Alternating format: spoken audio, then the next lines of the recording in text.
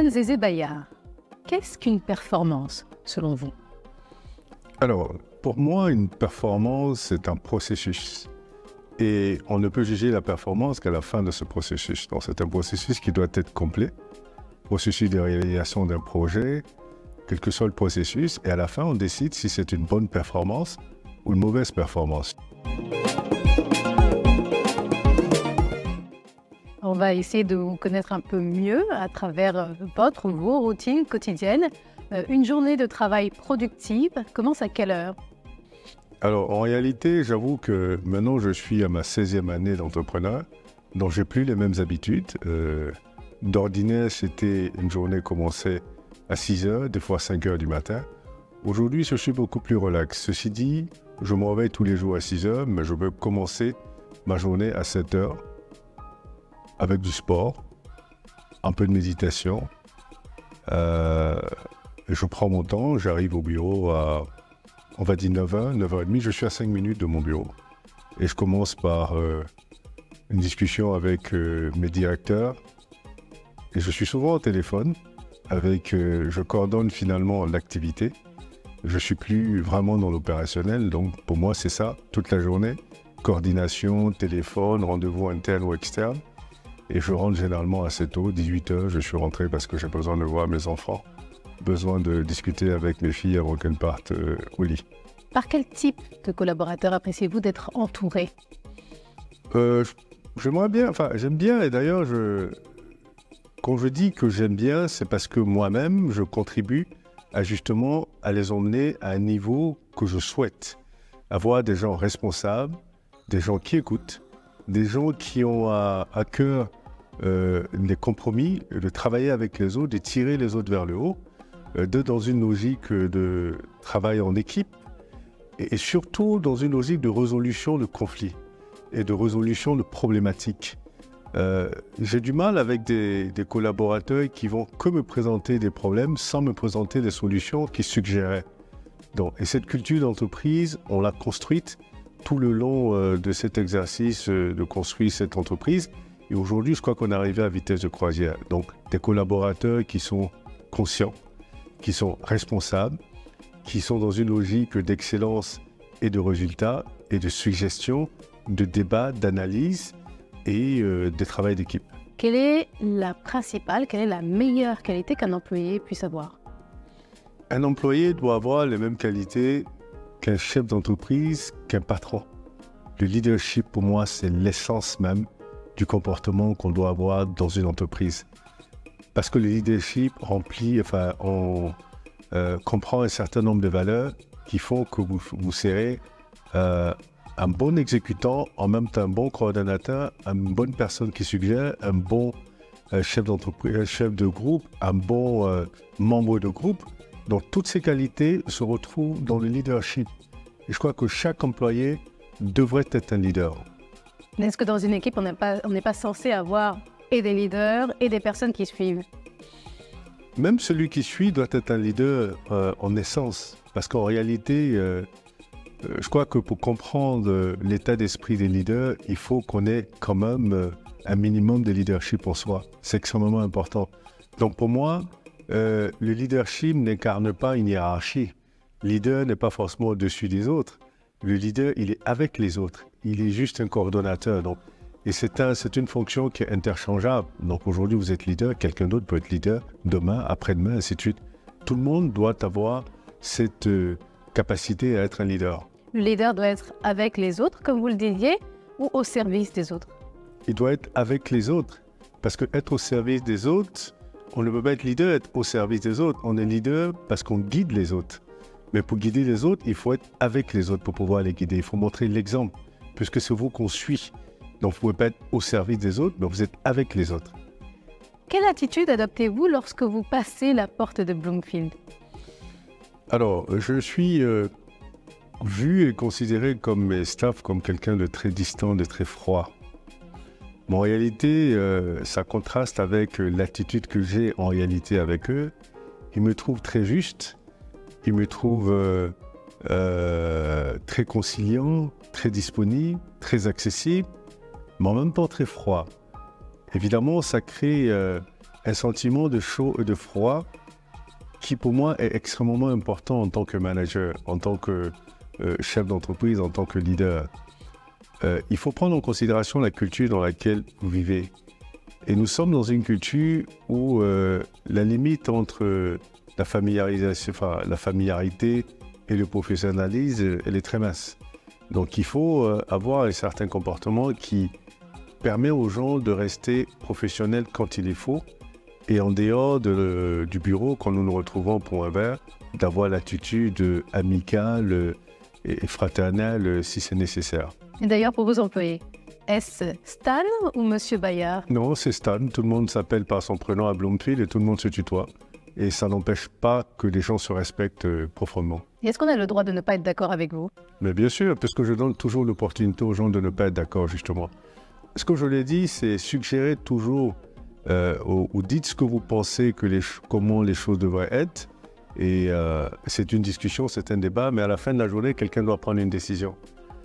Et donc, si on n'arrive pas à trouver un compromis, évidemment, on se référera à la hiérarchie. Mais il est extrêmement important que chacun puisse exprimer son opinion.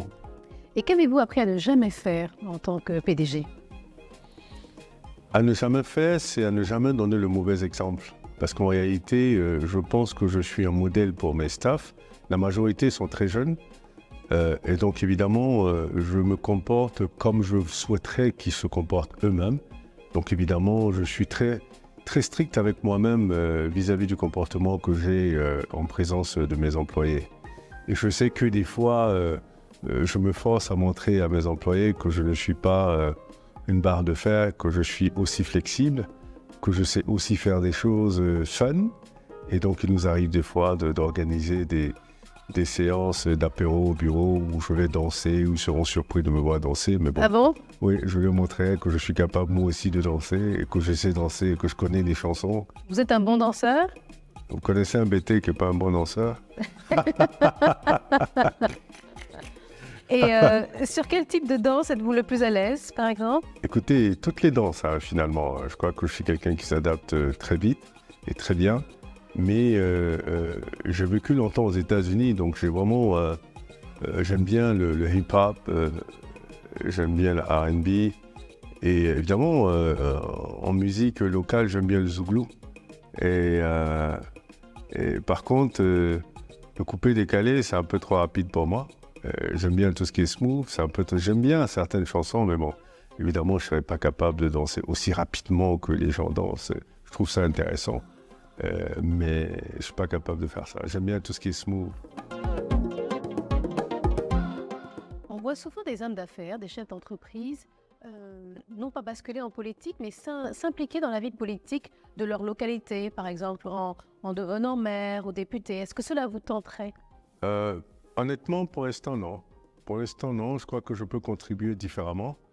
Je suis plutôt dans une logique panafricaniste, hein. C'est-à-dire que j'ai des ambitions plutôt au niveau de l'Afrique, donc d'avoir un impact qui touche tout le continent. Et donc, je suis plus à un niveau macro. Au niveau micro, je vais m'impliquer dans des projets sociaux, dans l'accompagnement de certains projets. Mais le type de politique que je fais, c'est de la politique économique qui va aider les gens à se réaliser. Mais la politique politicienne, j'avoue que ça m'intéresse très peu. Du moins, pour l'instant, ça m'intéresse très peu parce que si vous regardez mon parcours, vous verrez que j'ai un parcours de quelqu'un qui, au départ, quand j'étais jeune, voulait être politicien. J'ai fait droit, j'ai fait Sciences Po, j'ai fait Sciences Éco, j'ai fait l'école d'administration. Mais je me suis rendu compte très vite que la façon dont la politique est faite en Afrique m'intéressait moins. Je suis une personne de débat, une personne d'argument, une personne qui pense qu'il faut convaincre les gens par la force des arguments, par la force de la réflexion et de l'analyse. Mais je ne suis pas vraiment dans une logique de pouvoir, pour opprimer les autres, pour confisquer le pouvoir. Ça ne m'intéresse pas du tout. Et donc, moi, quand j'ai constaté ça, j'ai préféré être plutôt dans la finance, dans l'économie, quelque chose qui pourrait apporter plus à mon avis. Mais dans mes analyses, j'encourage justement les politiciens africains à avoir une autre approche du modèle politique, à avoir une autre approche de la politique, de sorte à ce que la politique soit au service des citoyens et non pas au service de ceux qui la pratiquent dans une logique égoïste. Est-ce que ce n'est pas une solution de facilité, finalement, de s'écarter du système plutôt que de l'intégrer, d'essayer de changer les choses? Non, pas du tout. J'arrive à changer les choses parce que j'influence les politiques publiques, justement. En étant chef d'une agence de notation financière, les analyses que je sors, les évaluations, mettent en relief les forces et les faiblesses, justement, des systèmes politiques et des systèmes économiques. Donc, je permets, ou du moins, je mets la pression sur les systèmes pour qu'ils évoluent, pour qu'ils changent dans la bonne direction. Donc, en réalité, je suis dans une meilleure position de changer les choses que si j'étais moi-même politicien, évidemment, avec des pouvoirs limités, comme on le sait dans nos systèmes où les pouvoirs sont concentrés, donc avec un pouvoir limité. Aujourd'hui, je pense que les rapports que je sors sur les pays, je vois bien les changements de politique qui sont mis en place dans une optique d'améliorer les choses. Et je crois que j'ai beaucoup plus d'influence en tant que patron d'une agence de notation que j'aurais en tant que ministre, par exemple. Et si vous aviez le choix entre, par exemple, passer une journée avec Tidjane Thiaw ou passer une journée avec Thierry Talon, quel serait votre choix? Écoutez, les deux sont des gens que j'apprécie énormément. Je connais mieux Thierry Talon que Tidjane. J'ai déjà eu des conversations avec Tidjane. Mais Thierry, je le connais très bien, c'est un ami, on passe du temps ensemble, on discute. J'aurais bien aimé avoir une discussion avec les deux en même temps. J'ai déjà des discussions séparées. Je ne peux pas faire de choix entre les deux parce que j'estime que ce sont des gens formidables et je pense qu'ils pourraient apporter beaucoup à ce pays et beaucoup à ce continent. Et je prends beaucoup de plaisir à échanger avec eux parce qu'on est vraiment sur la même longueur d'onde. Alors là, vous avez brandi un joker. Donc, question suivante. Passer une journée avec Jean-Louis Billon ou Adama Bictogo? Jean-Louis Billon est mon ami. Et donc, évidemment, j'ai déjà passé des journées avec lui. Adama Bictogo, j'ai eu des conversations avec lui. Je ne le connais pas personnellement. J'ai eu des conversations avec lui. Si je devrais choisir, évidemment, je choisirais de passer une journée avec Jean-Louis parce que Jean-Louis, c'est mon ami. On partage beaucoup de choses ensemble. On a une vision qui est à peu près la même. Il y a des qualités, voilà. Une qualité particulière qui lui permet de se singulariser des autres? Jean-Louis? Oui. Jean-Louis est franc dans ce qu'il dit. En même temps, il est suffisamment intelligent pour comprendre qu'il y a la forme et le fond sont importants. La forme est aussi importante que le fond. Il va passer des messages en choisissant la bonne forme, justement, parce qu'il s'adapte à son environnement. Donc je crois que ça le distingue aussi de beaucoup de politiciens. C'est la raison pour laquelle beaucoup de gens n'ont pas l'impression qu'il est émotif. Il n'est pas émotif parce qu'il comprend que la forme est extrêmement importante dans un environnement où les gens peuvent se contenter de la forme et ne pas regarder le fond. Et de façon hypothétique, enfin, Aliko Dangote ou Barack Obama? Barack Obama, parce que je pense que Barack Obama, il a beaucoup de profondeur. Beaucoup de profondeur. J'apprécie énormément Aliko Dangote pour ce qu'il réalise. Barack Obama a beaucoup de profondeur. Si je dois choisir de passer une journée avec un de deux, autant que j'apprécie Dangote, je passerai cette journée avec Obama. Alors, en toute franchise, Stan Zézé Vaillard, quel est le défaut que vous n'arrivez toujours pas à corriger? Un vrai défaut? Alors, je ne sais pas si j'arrive pas à le corriger parce que j'y arrive. Le défaut que je pense que j'ai toujours eu, mais qui est difficile de voir de l'extérieur, je suis très nerveux, je suis très impulsif, ou du moins je l'ai été. Maintenant, j'avoue que je me suis assagi. Évidemment, avec l'aide de mon épouse, parce qu'évidemment, elle a tendance à me dire qu'il est extrêmement important, vu l'importance que je prends même dans la vie des autres, que je sais d'encadrer, que de tirer vers le haut. Il est extrêmement important de ne pas être aussi impulsif et aussi nerveux. Et est-ce que justement, vous évoquiez, votre épouse, est-ce que Jeanne vous coach aussi, puisque ça fait partie de son quotidien? Je crois que elle arrive quand même à me tenir sur terre. Vous savez, à un moment donné, vous pouvez penser que vous êtes en train d'avoir une certaine importance, mais c'est extrêmement important qu'on vous ramène un peu à la réalité de l'humilité. Et ma femme joue ce rôle-là. Et j'ai très confiance en elle, donc évidemment, généralement, quand elle me dit les choses, même si tout de suite, j'ai quand même l'impression qu'elle me donne des leçons, Parce qu'elle est plus jeune que moi, je me dis, mais qu'est-ce qu'elle me raconte là? Mais après, quand je réfléchis, je me dis, effectivement, elle a peut-être raison. Et j'essaie de justement rectifier le tir. Je pense qu'il est, il est extrêmement important d'avoir un partenaire comme ça qui sait vous garder sur terre. Un partenaire comme Jeanne qui vous donne de bons conseils et qui est là pour vous. Et de savoir qu'elle sera toujours là pour vous, je trouve que c'est extrêmement important. Quel est votre plus grand regret professionnel? Bon, je ne regrette rien du tout en fait. Je ne regrette jamais rien parce que je considère que tout ce que je fais, je choisis de le faire.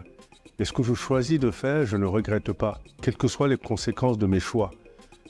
J'assume toujours mes choix, j'apprécie mes choix et j'estime que mes choix font partie de mon expérience.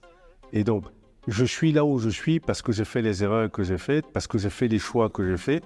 Donc évidemment, je regrette rien. Par contre, j'aurais souhaité, moi, si je pouvais revenir en arrière, au lieu d'entreprendre à 38 ans, au lieu de commencer mon entreprise à 38 ans, je l'aurais commencé à 23 ans, quand je suis sorti de toutes mes études. Mais à 23 ans, est-ce que vous étiez assez armé, justement? Est-ce que vous aviez l'expérience nécessaire pour pouvoir diriger une entreprise? Aujourd'hui, je me rends compte qu'il n'y a pas besoin d'expérience, justement. Il y a besoin d'avoir le désir de réussir un projet. Aujourd'hui, je vois des jeunes de 21 ans entreprendre, des jeunes de 23 ans et réussir leur projet. Donc, c'est vrai qu'aujourd'hui, les circonstances s'y prêtent plus ou mieux qu'à l'époque où moi j'avais 23 ans. Mais j'aurais souhaité commencer plus tôt, là où je n'avais pas pris de mauvaises habitudes, parce que vous savez, l'expérience peut être aussi entachée de beaucoup de mauvaises habitudes, malheureusement. Parce que je connais des gens qui ont commencé à entreprendre à 60 ans à leur retraite, après qu'ils aient été DG, PDG, et qu'ils n'ont pas fait long feu. 6 mois, 1 an après, ont mis la clé sous le paillasson parce qu'ils ont accumulé justement de mauvaises habitudes. Il y en a un qui me dit, par exemple, je ne peux pas concevoir aller attendre dans la salle de réunion d'un jeune de 30 ans avec qui j'ai pris rendez-vous et qui je veux bosser, me dire de l'attendre et je l'attends 4 heures, je ne peux pas. Et ça, ce sont de mauvaises habitudes. Quand vous commencez à entreprendre et que c'est vous qui avez besoin des autres, même si vous font attendre 6 heures, vous attendez avec humilité. Est-ce qu'au fond, vous n'êtes pas un peu fatigué des chaussettes rouges? Ah non. Parce que pour moi, les chaussettes rouges, ce n'est pas juste un style, c'est un symbole très fort d'ailleurs. Et je crois qu'à travers les chaussettes rouges, je vois l'impact que ça a aujourd'hui sur beaucoup de jeunes. Et ils ont bien compris aussi que ce n'était pas juste un style, c'était toute une symbolique de la puissance discrète, de l'humilité, même si ça paraît contradictoire. Des chaussettes, on les porte, on marche dessus, ça caractérise l'humilité aussi. La discrétion, parce que les chaussettes, c'est quand vous croisez les jambes qu'on les voit. Non, pour moi, c'est un symbole très fort d'ailleurs, et je crois qui caractérise un peu ma personnalité. Et d'ailleurs, vous ne me verrez pas dans une autre couleur de chaussettes parce que je n'ai que des chaussettes rouges. J'en ai à peu près 150 paires, mais que des chaussettes rouges. Voilà. Et enfin, pour terminer, Stan Zézé-Bayard, est-ce que vous n'en faites pas un petit peu trop?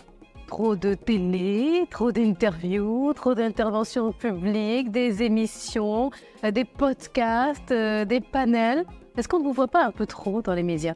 Alors, je crois qu'il y en a qui pensent qu'on me voit trop, mais je comprends pourquoi ils pensent ça. Parce que vous savez, je pense que vous avez 2 types de personnes que je peux appeler, je ne sais pas si je peux appeler ça des leaders, des gens qu'on considère qu'on réussit dans la société. Il y a 2 attitudes. La première, c'est de dire j'ai réussi, je me suis battu, j'ai réussi, les autres devraient se battre aussi et réussir. Donc je reste dans une logique égoïste. Je ne partage pas mon expérience, même si je sais que ça peut aider les autres à réussir, je ne le fais pas, chacun se débrouille. Et il y a des gens comme moi qui disent non, je pense que j'ai une responsabilité morale de partager le processus de ma réussite, de partager les secrets de ma réussite, de tirer les autres vers le haut, de permettre aux autres d'éviter les erreurs que j'ai pu commettre et que je sais qu'aujourd'hui ce sont des erreurs, et être généreux. Et moi, j'ai choisi l'option d'être généreux. Et aujourd'hui, par le canal des médias, par le canal de la communication, je me suis rendu compte de la puissance du message qu'on peut passer. Et c'est dans cette logique-là que je suis. n'en déplaise à qui veut. Moi, sincèrement, je pense que chacun a le droit de faire ce qu'il veut de sa vie. La mienne, j'ai décidé d'être généreux, j'ai décidé de partager et je vois l'impact positif que ça a sur les jeunes, surtout les jeunes Africains qui ont définitivement besoin de repères. Et je suis celui qui cite souvent en repère et en référence. Donc je crois que j'ai une obligation vis-à-vis d'eux. Et c'est dans cette logique-là que je suis et je veux bien remplir cette obligation. Maintenant, ceux qui n'aiment pas ce que je fais, écoutez, qui souffrent que je vive ma vie comme je le veux. Donc pour vous, c'est de la générosité, ce n'est pas un besoin viscéral de vous faire voir. Pas du tout, je n'ai pas besoin de ça. En réalité, comme on dit généralement, quand vous commencez à réaliser des choses intéressantes dans votre vie, vous voulez vivre caché parce que sinon vous attirez la convoitise, vous attirez la jalousie. Mais moi, je dépasse ça pour dire non, moi, je veux être généreux, je veux montrer aux jeunes Africains qu'on peut vivre le rêve africain.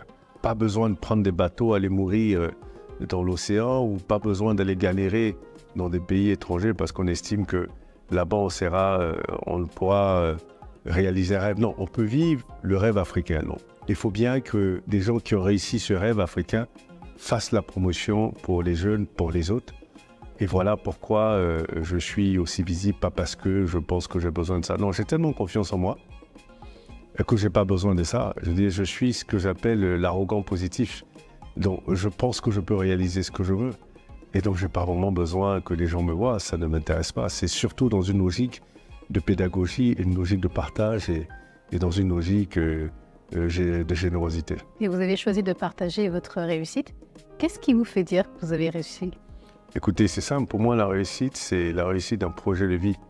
Et je pense que mon challenge de créer Bloomfield dans un environnement qui en avait besoin, mais qui ne le savait pas, dans un environnement qui ne s'y prêtait pas parce que la probabilité de réussir ce projet était zéro.